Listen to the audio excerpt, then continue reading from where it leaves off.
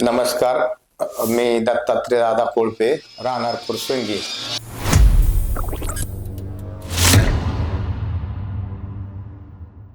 आज 4 वर्षापूर्वी मला किडनीचा त्रास होत होता, चालू झाला. 19/4/94 माझी एक पहिली किडनी स्टोनमुळे रिकामी झालेली होती. 94ला याच आपल्या पलीकड हडपसर गावामध्ये पूजा क्लिनिक असताना माने सरांच्या इथं स्टेटमेंट घेतलं. त्याच्यानंतर काही दिवस खूप मजेत गेले.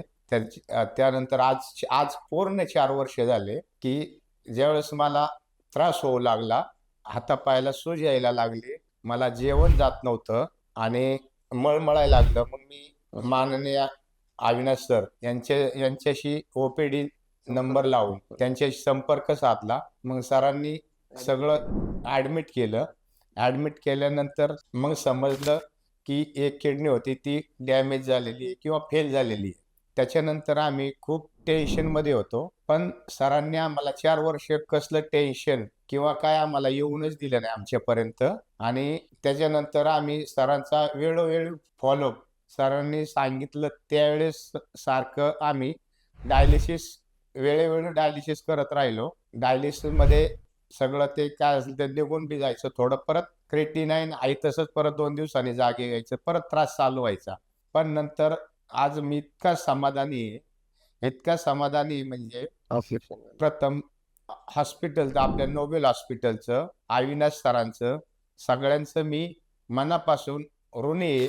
मला नवीन जीवदान मिळाल्यामुळं मी सगळ्यांचं मनापासून, हे माझं हॉस्पिटल नसून हे माझं विठ्ठल मंदिर आहे हे असं समजतो. आणि मला विठ्ठलाने जन्म दिला नवीन. पुढील वाटचालीस माझं राहिलेलं आयुष्य, पुढील वाटचालीस मला जीवदान मिळालं. मला इतका आनंदी आहे मी की खूप आनंदी आहे. शिवाय परत माझ्या कुटुंबाला माझ्यामुळं एखाद्या कुटुंबात एक व्यक्ती जर नसेल, त्या कुटुंबाची किती मानहानी होती हे आपल्या सर्वांना माहीत असतं. तरी मला माझ्या कुटुंबाला हॉस्पिटलने माझ्या कुटुंबाला खूप मोठं जीवदान दिलं. त्याबद्दल मी हॉस्पिटलचं प्रथमतः मी ऋणी आहे आणि सगळ्यांचं मनापासून धन्यवाद देतो. नमस्कार. अभिजित दत्तात्रय कोळपे, मी यांचा मुलगा आहे.